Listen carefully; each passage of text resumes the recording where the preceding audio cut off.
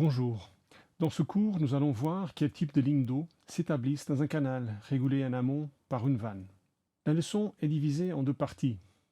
D'abord, nous allons voir comment on peut calculer les débits qui passent sous la vanne. Ensuite, nous allons établir, ensemble, des lignes d'eau pour plusieurs cas de figure de canaux à pente faible et pente forte. Commençons par nous intéresser au débit sous la vanne. Ce débit va dépendre du niveau d'eau à l'amont, H0, et de l'ouverture A de la vanne. En fonction de la géométrie plus ou moins profilée du pied de la veine liquide peut présenter une contraction qui sera maximale si le pied de la vanne présente un angle vif. Le niveau d'eau à l'aval de la vanne sera donc HV, généralement inférieur à A. La vitesse à la sortie d'un orifice est généralement donnée par la formule de Torricelli, qui ne dépend que de la charge H et de l'accélération de la gravité G. Le débit peut être estimé de manière générale à l'aide de l'expression suivante, où C est le coefficient de débit, souvent admis en pratique égal à 0,60, L est la largeur du canal, H0 est le niveau d'eau à l'amont de la vanne, A est l'ouverture de la vanne, HV est le niveau d'eau à l'aval de la vanne, qui correspond à l'ouverture si la vanne est profilée ou à une fraction de l'ouverture si la veine liquide est contractée.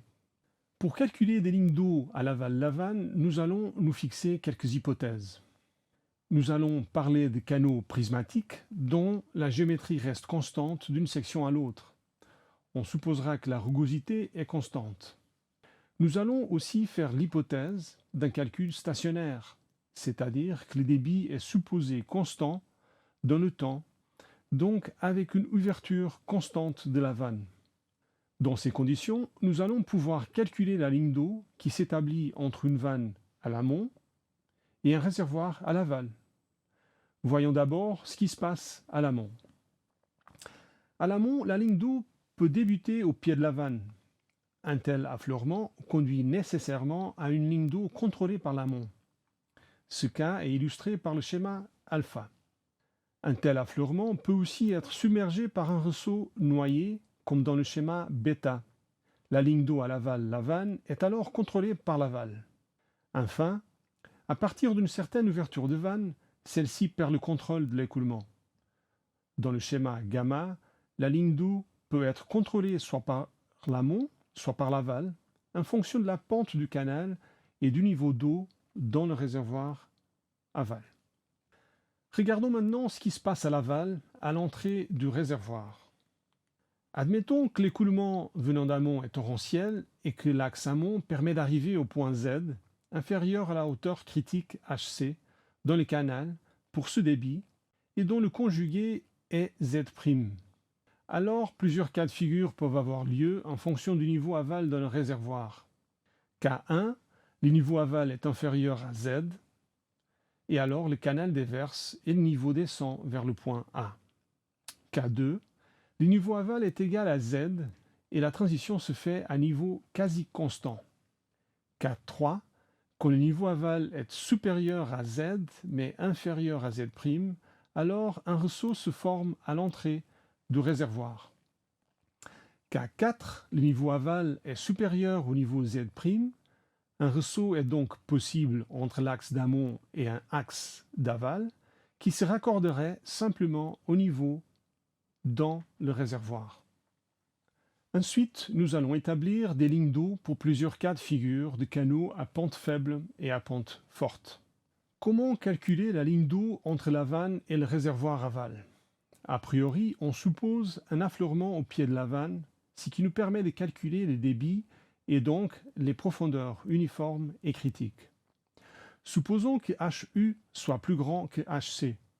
Nous sommes en faible pente de fond. Si HV est inférieur à HC, nous avons la possibilité de développer un axe M3, qui est bien un axe contrôlé par l'amont. L'affleurement supposé, a priori, est donc possible. Dans le cas présent, on suppose que le canal est court, si bien que l'axe M3 ne se développe pas jusqu'à la profondeur critique. Nous verrons plus tard ce qui se passe si le canal est plus long. Examinons maintenant ce qui se passe à l'aval. Si le niveau d'un réservoir est inférieur au dernier point de la ligne d'eau M3, il y a un simple déversement puisque l'axe M3 est un axe d'amont qui ne peut en aucun cas être influencé par l'aval. Calculons l'axe conjugué à M3, soit M3'. Tant que le niveau aval reste en dessous de la hauteur conjuguée à l'aval, un ressaut dans le canal est impossible. Le raccordement se fait donc par un ressaut refoulé dans le réservoir aval, jusqu'à ce que le niveau aval HAV atteigne M3'. Si le niveau d'un réservoir aval dépasse la hauteur conjuguée, un ressaut devient possible. Un axe M2 contrôlé par l'aval peut se développer. L'emplacement de ressaut qui permet de passer de l'axe d'amont M3 à l'axe d'aval M2 est déterminé par l'intersection entre M2 et M3'. Si HAV monte, le ressaut recule vers l'amont. L'axe M2 peut devenir un axe M1, et cela jusqu'à ce que l'orifice devienne noyé, forçant ainsi un ressaut noyé. Dans ce cas, le débit calculé au début avec une hypothèse d'affleurement doit être recalculé à partir de la différence de niveau entre l'amont de la vanne et le matelas d'eau de ressaut noyé. Cela veut dire que HU et HC doivent être eux aussi recalculés. On procédera par itération en supposant une montée progressive du niveau du matelas d'eau de ressaut noyé. Au début, le débit sera trop grand et M1 aboutira trop haut par rapport à la hauteur conjuguée H2 du ressaut noyé. Si HM monte, H2 monte aussi, le débit diminue et l'axe M1 descend, jusqu'au moment où H2 et l'axe M1 coïncident, indiquant par là que nous avons trouvé le bon débit et la bonne ligne d'eau. On retrouve ici un résumé de toutes les possibilités de ligne d'eau pour un canal court avec une pente faible. Si le canal est plus long, l'axe M3 n'arrive pas jusqu'à l'aval. De ce fait, la seule possibilité est de développer une ligne d'eau depuis l'aval pour rejoindre l'axe M3 via un ressaut. Si le niveau de le réservoir aval est en dessous de la profondeur critique HC, on doit obligatoirement partir de cette profondeur HC, qui est le niveau le plus bas à partir duquel puisse développer un axe d'aval. C'est donc un axe M2 suivi d'une chute à l'aval qui fera l'affaire. Si le niveau aval est au-dessus de HC, un simple raccordement avec un axe M2 ou M1 est possible et on retombe sur les mêmes lignes d'eau que dans le cas d'un canal court, ce qui nous mène aux différentes possibilités illustrées ici. Passons maintenant aux fortes pentes. Une fois le débit d'affleurement calculé, il se peut que la profondeur uniforme HU soit inférieure à la profondeur critique HC. Dans ce cas, la pente hydraulique est une forte pente.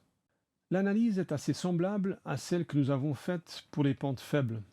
Cette fois, la ligne d'eau d'affleurement peut être soit S3, comme dans le cas de la figure, soit SU, soit S2, qui sont tous des axes d'amont.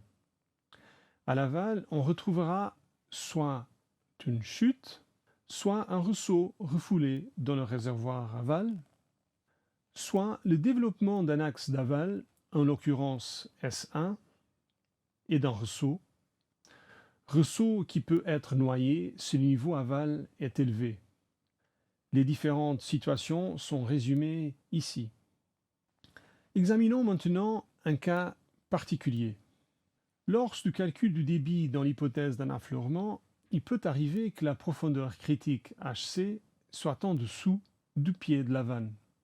Ceci mène à une situation impossible puisqu'au-dessus de HC, l'axe ne peut être contrôlé que par l'aval, alors que par définition, un affleurement conduit à un contrôle par l'amont. Cela signifie que l'affleurement au pied de la vanne n'est plus possible. La vanne est trop haute pour encore contrôler l'écoulement et donc le débit. Pour résoudre le problème, on va procéder par itération. On se donne HV, on en déduit le débit HC et HU, on calcule l'axe M2 depuis l'aval, le raccordement ne se réalise pas. On diminue HV, le débit augmente et l'axe M2 monte, jusqu'à ce que le raccordement se réalise. S'il s'avère que la pente est forte, c'est-à-dire si HU est inférieur à HC, et si HC est en dessous du pied de la vanne, on développe d'abord un axe S2, en passant par la profondeur critique, avec la possibilité d'un ressaut refoulé dans le réservoir aval, ou d'un ressaut reliant S2 à S1, ressaut qui peut être refoulé à l'amont, forçant ainsi un calcul itératif en jouant sur HV. On trouve ici un résumé des différentes situations non contrôlées par la vanne amont. Nous venons d'étudier plusieurs exemples de régulation d'un canal par une vanne, résumés dans ce tableau, couvrant une plage très large de combinaisons de conditions amont et aval. Malgré la grande diversité des cas, l'approche comporte 3 étapes communes, résumées comme suit. Étape 1. Poser le problème par l'établissement des constats, soit le calcul du débit, des hauteurs caractéristiques et comparaison avec le niveau aval. Étape 2. Identifier des lignes d'eau possibles depuis l'affleurement en régime torrentiel sous vanne ou en régime critique si la vanne est trop haute. Étape 3. Établir des transitions entre régimes différents à l'aide de calculs de hauteur conjuguée ou équivalente. Il est maintenant temps de se dire au revoir. J'espère que vous avez tiré profit de cette leçon et que vous ferez d'excellents quiz. À bientôt.